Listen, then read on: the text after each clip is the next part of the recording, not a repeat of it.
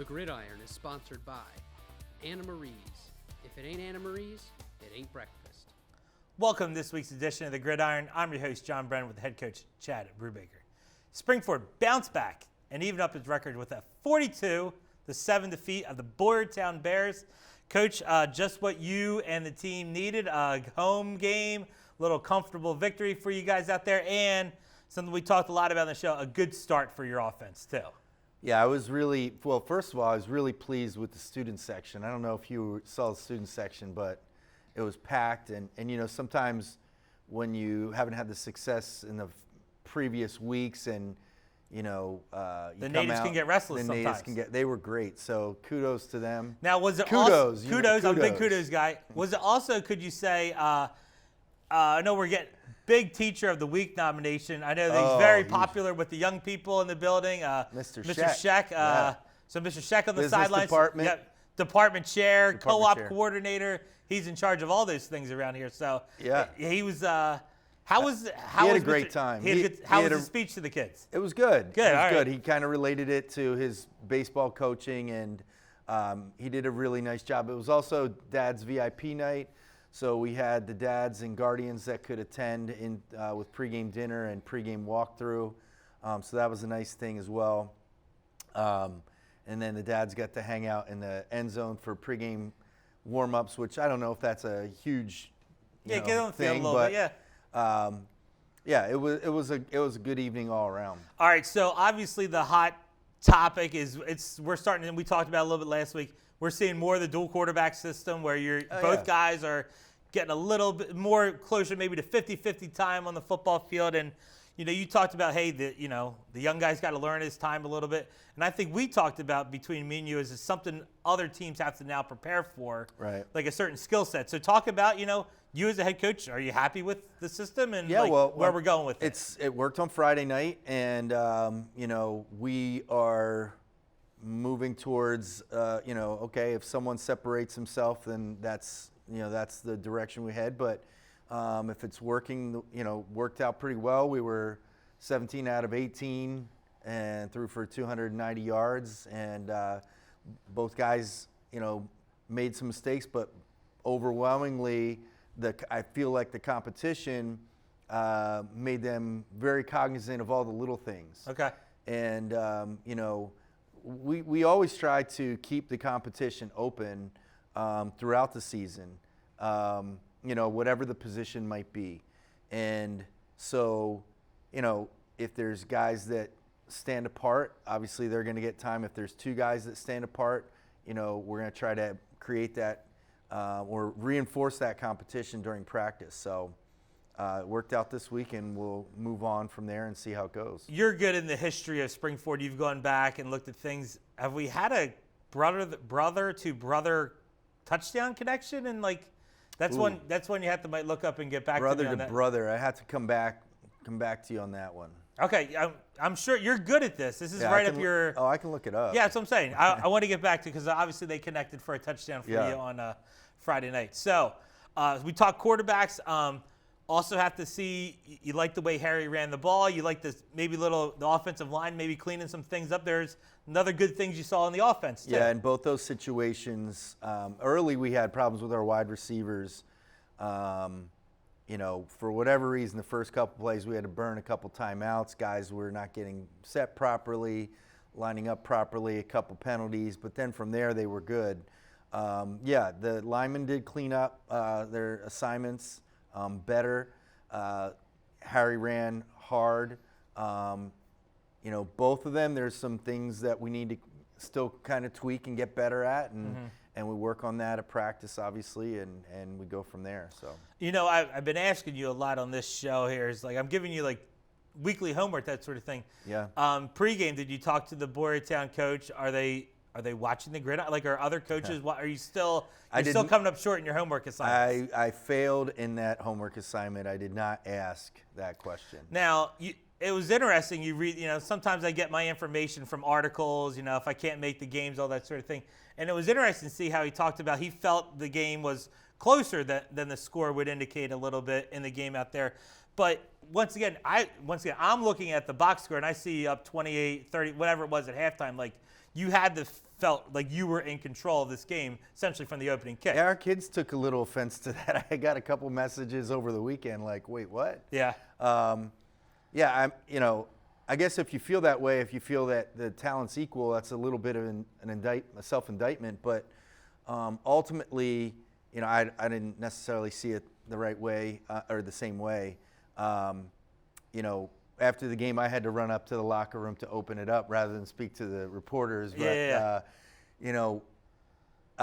it's fine that the kids get to talk and, get their name in the paper. That's fine, too. But, yeah, I think that, a big thing to look at is, obviously score, first downs, total yardage. Mm-hmm.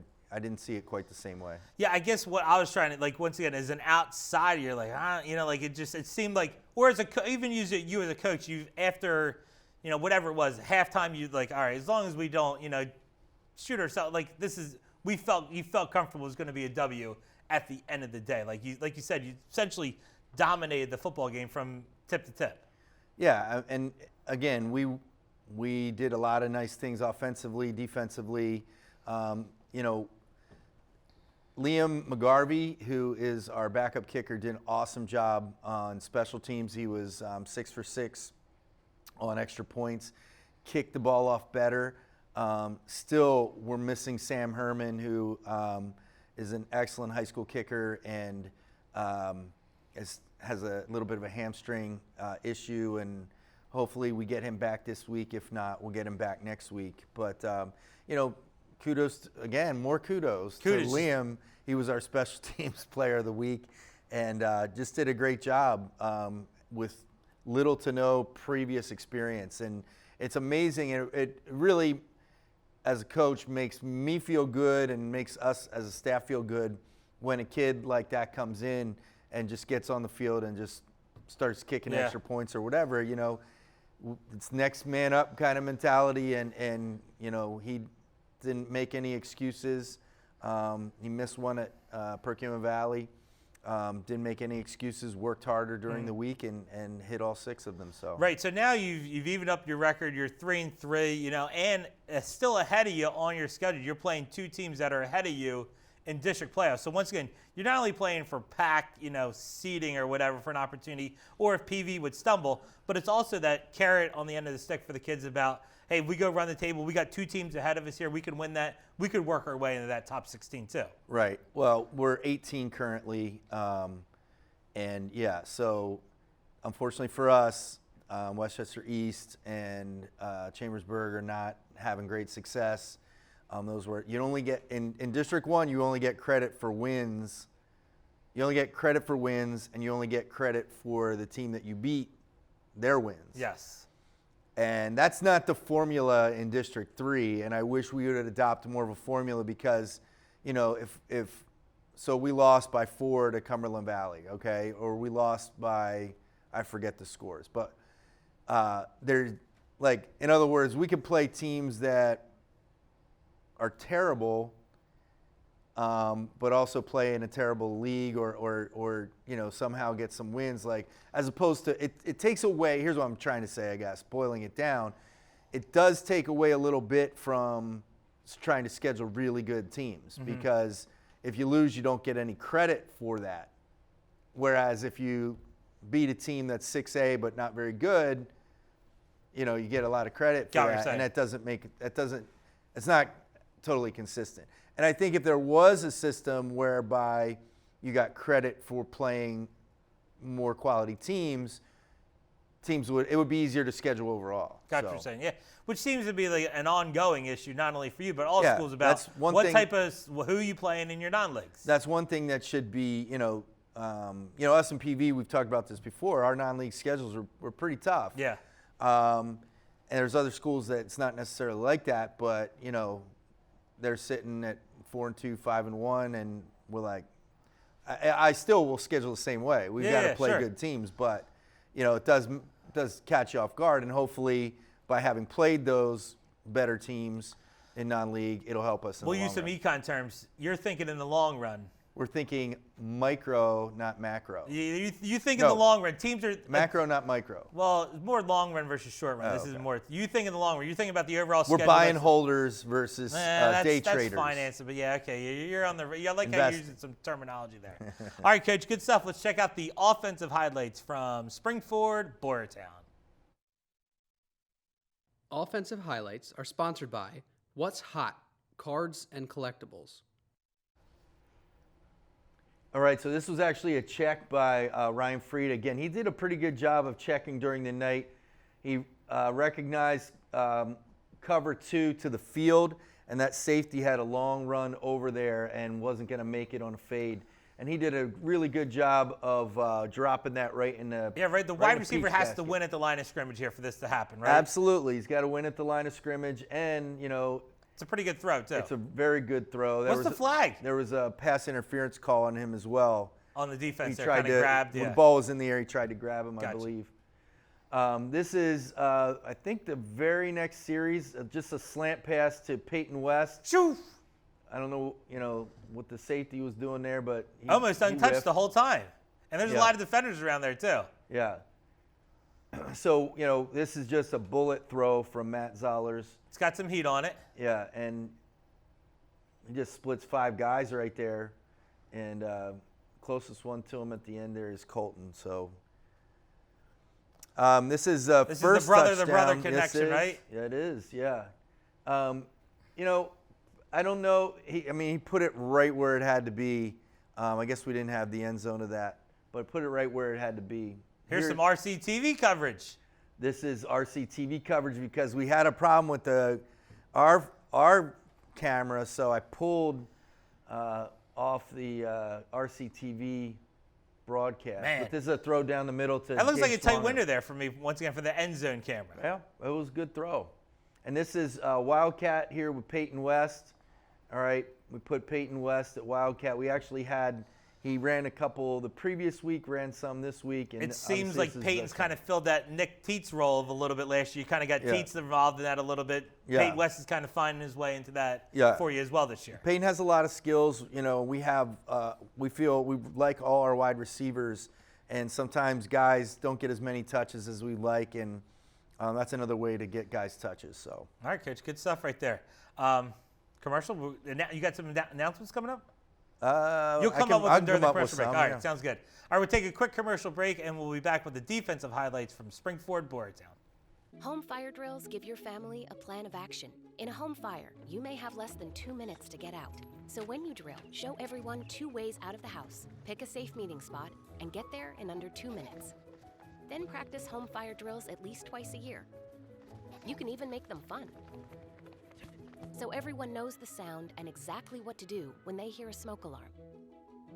Go to ready.gov/fire drill and learn how to prepare your family for home fires. Hey! There are amazing things to discover in the forest. Toothless, time to go! What you picking up on, bud? It's a whole hidden world of wonders. And the perfect place to spend time with family. What better place to let your imagination soar? Experience nature and create a memory you can share. Visit discovertheforest.org to find a forest or park near you. Welcome back to the Gridiron. I'm your host, John Brennan, with the head coach, Chad Brubaker. All right, Coach, you had about a minute there to come up with announcements. What's going on for Springford football? Once again here, make sure everybody knows it's 2 weeks you're going on the road here. So 2 road games before we're back for homecoming and your favorite Saturday afternoon games. But yeah. So you're going on the road twice here coming up here. But what announcements? What do you you got going on? That was my announcement. We play at Norristown on Friday. No, that's the end of the show. They got to stick. They got to stick around for the end of that. I know, but they can see the highlights. But there's, really the only announcements would be like what I already said about the Father's VIP night went very well, Mr. Scheck. When we have a home game, we do have Teacher of the Week, and our captains get to choose who that is. And, it's been really good, I think. I think a lot of teachers get to see. They haven't had that experience, being on the sideline and seeing how things kind of work. And we kind of open it up to whatever they want to do. Did you let Mr. Scheck throw any like pregame passes and warm up or anything like that? Coach Mick had him doing something. I'm not sure if he was throwing. Okay, but he was involved in pregame warm up. Involved, yeah. All right, sounds Yep. good. All right, so let's get back to the defense here. They do give up a late touchdown in the game, but The JVs. first half shutout for them, and once again, we've talked a lot on this show. When you play Boyertown, it's something you don't see every week, and I'm sure Coach Mick was stressed out as the week went on about everything. But, Right. yeah, they've been really happy with the defense. And this seemed like a game where your linebackers really got to be on their game to kind of be in spaces where you need. Yeah, so, we've had some injuries on our defensive line. So I think I said last week that Mike Bendowski moved up from linebacker to play on the defensive line.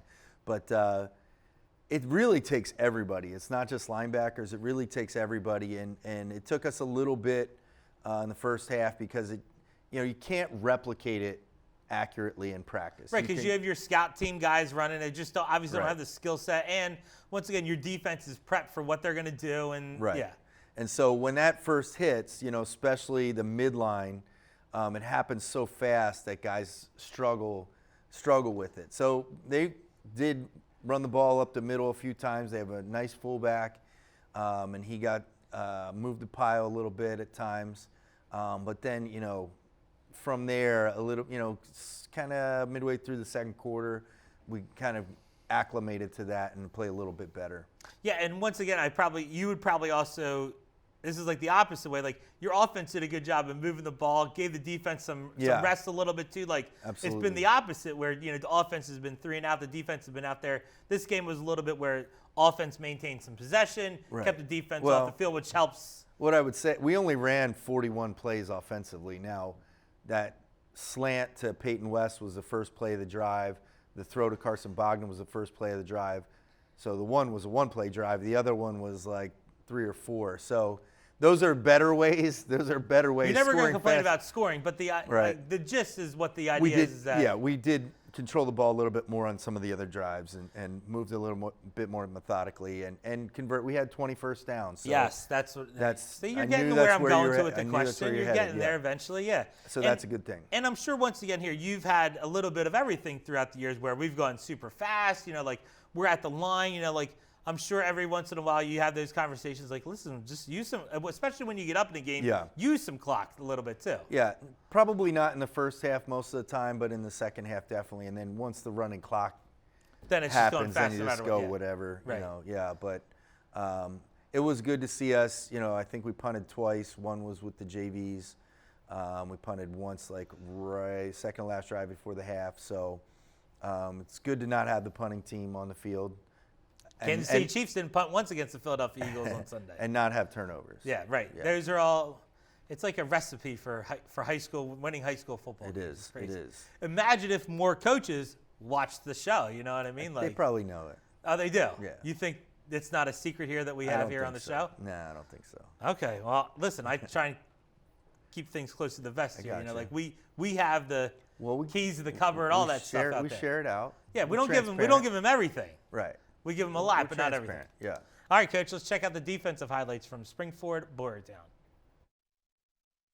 Defensive highlights are sponsored by What's Hot Cards and Collectibles. So this is, I think, the second play of the game. They tried to run a toss here, and you'll see just guys filling gaps, taking away gaps. And Not letting them cut the ball back either, Just too. a great job, and Luke Pajevich from the backside there. And, Here they were trying to run toss the other way. Yeah, they were doing pretty well running the ball up the middle, and they tried a couple tosses, and it really helped us defensively. As you see there, all the guys flowing. There's nowhere really to cut. O&J used to be the halfback toss team. They used to run that a lot. Yeah. But once again, if they have that in the arsenal, you like to see there a little bit out of Boyertown. But Yeah, nothing going on any of these there toss they tried to plays. run. That was our special short yardage package that we run, and Flush the quarterback out. yep. I think we may have had one sack. This might have been it, but you see, it's good It's to a see gang John. sack right it's good there, to see yeah. John Caputo back on the field there. And here is a veer. I like how they run this. It takes a little long, but they run it like tailback veer, and then the other guy is in the option.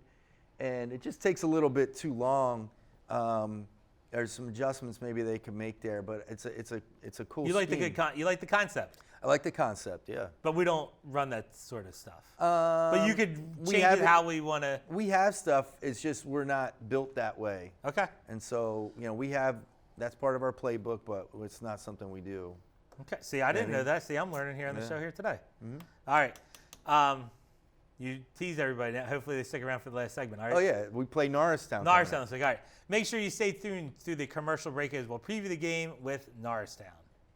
Hi, everyone. Al Roker here. As a guy with his own catchphrase, I appreciate that after 75 years, Smokey's only said, Only you can prevent wildfires. but I'm filling in because there's a lot more to report. Like when there are parched or windy conditions out there, you gotta be extra careful with things like burning yard waste. After all, wildfires can start anywhere, even in your neck of the woods. Go to SmokeyBear.com to learn more about wildfire prevention. Hey, Dad. I need your help asking Jessica to prom. Of course. Love is like the ocean. You have to tread the Oh, waters. Dad. That's not the kind of help I needed. Hey, Jessica. Will you go to prom with me? Yes.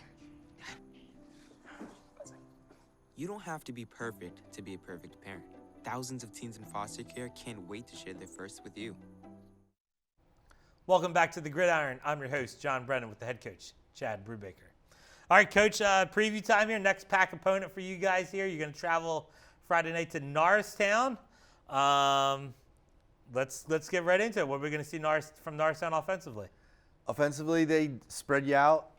They have some nice-looking athletes that they're trying to get into space. If they do, that's what we have to prevent. As Coach Mick says, you got to close space. You got to close down the space. So, they're trying to get them into space, and we're trying to close the space. Okay.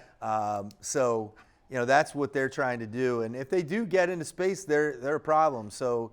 That's a big thing. And once again, in the watching of the social media, I felt like they scored a little bit against people. Like it was like early in the game, They it was first. Yeah, it was like kind of like they were in the game early a little bit, They kind of scored first. See, yeah, right. They kind of threw like it was a short, it was a fade, not thrown great, and the kid came back for it, scored, and then they ran for a touchdown the next play. Right. So. They can Huge hit you. Crowd was fired up. They can hit you if they need to. Oh, absolutely. All right, let's check out Norristown on offense. Upcoming highlights are sponsored by XPO Business Equipment.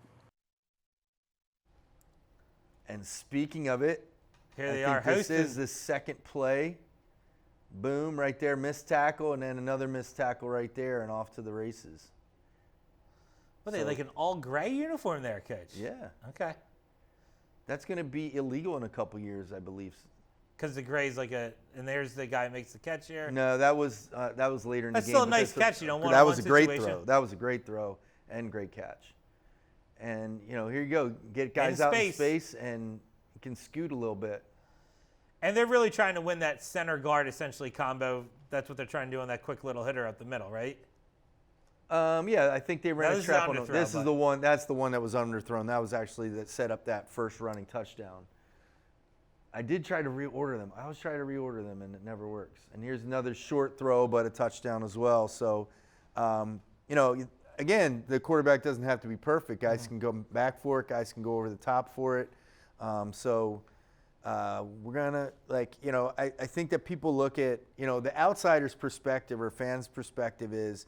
We should just walk in, show up. They should just write W and give it to us. That's not how it works. Like, football games are hard to win. Kids compete.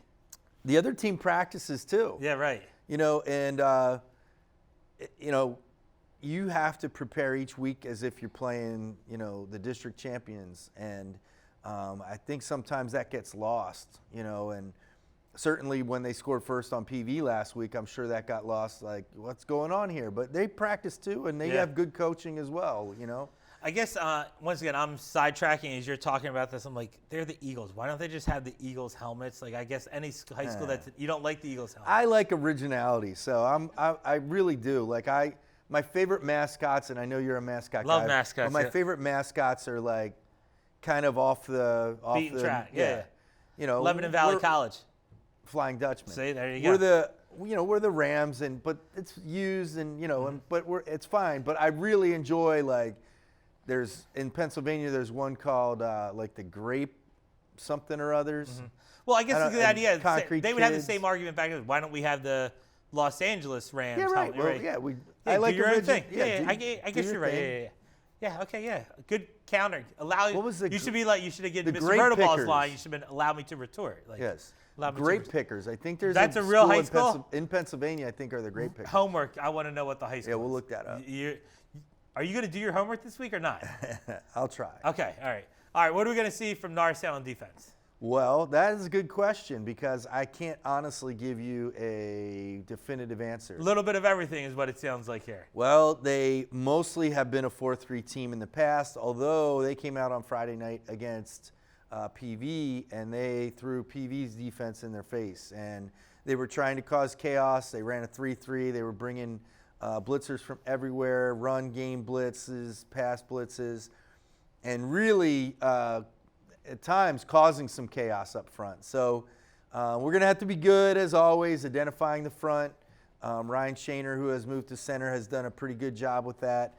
And then we just need to, pick apart what they're trying to do piece by piece and run the play properly. Before we do the highlights, I feel like I'm seeing more like in like even working its way to like the pro, like you're seeing a little bit more of like that 3 down lineman and like 3 linebackers and playing more like defensive back. It's almost kind of like it's translating a little bit more like. The NFL doesn't play that, and they never will. But like, you've seen a little bit more in college though now? Like, yeah, well, West Virginia ran it. I'm not sure if they still are. There's very few teams that do that with, because you really need some, like the 2 overhang guys need to really be hybrid, like they're more like safeties, but they have to be a little bit, in college, they have to be a little bit bigger to play in the box. And those guys are hard, You don't find this type of kids every day. Yeah, you're talking about you want a kid that's probably 6'2", or 6'3", and 215 pounds, but can still cover a guy man-to-man. Like, that's tough to find. Okay. I felt like I was watching some game over the weekend, and they're like, they got like that 3-3 look to them a little bit, so. Those guys get drafted in the first round. They're going, they're playing on Sundays. Yep. All right. Good sidebar. Thank you for teaching. You got it. That's part of the show too, right? You got it. All right, let's check out Norristown on defense. Upcoming highlights are sponsored by XPO Business Equipment. So you see they're hopping around all over the place, giving PV a little bit of their own medicine there. Ooh. Yeah. No one picks him up right up the middle, and he makes a play. The poor snap doesn't help the cause. Here, no, it doesn't. Tons of guys in the box, though. Yeah, they're bringing guys, and you don't know which guy's coming. You don't know which guy's going to back off, and so it's tough. And here you go again. You're getting run-throughs by linebackers, and maybe finds the guy downfield, but instant pressure, it looks like. Yeah. Instant guys in the backfield. Now here they're not all up, but there they go, right? So, they'll give you different looks. Sometimes they'll all be up, some will back out, sometimes they'll all be off, and some different guys will come. But they really hopped around. They hadn't really done a ton of this in some of the previous games. And, they're just trying to cause chaos and blocking scheme breakdowns. And the problem with it is, if you hit it, it's great. If you miss it, guy's gone. There's nobody. So they're playing. They're risk-reward defense. Risk-reward defense, exactly. All right, Coach. Well, good. A pretty good show. I felt good about this one. You always do an A effort. I just sit here. I just ask them. I write down some notes of things I want to talk about, and I got my paper. I got my pen, so I'm happy this week. So, happy host, that sort of thing. The director took care of me. Like last week, I was a little grumpy. There was no paper and pen, and this week you're into your 12th year of your contract, and you have some demands, just like any of the talent does. Yeah. And so I feel like it's not You have those. Do you ever see those riders that? Yeah. Yeah, that's you got to. Am I getting like? I wonder if I'm getting like. Where's the your based on the views? Like take I saw all the like, green M&Ms out. What are the terms called? Like when you're on like a TV show and then they put it in like TV and you get money. It begins with an R. I can't believe I can't think of the word. Like remuneration. Reciprocal. Residual. That's it. Thanks from the director. I feel like I should be putting residuals in my contract moving forward. That should be a thing, right? For each 100 views. I mean, for listen, each 100 views, a nickel. I'll make it a gosh darn homework assignment in class if we're going to start talking that sort of thing. So. All right. Well, best of luck to you and the crew. I appreciate it. Thanks. Make sure you tune in next week as we recap the game with Norristown and preview the game with Methacton. For the head coach, Chad Brubaker, I'm John Brennan. See you next time on the Gridiron.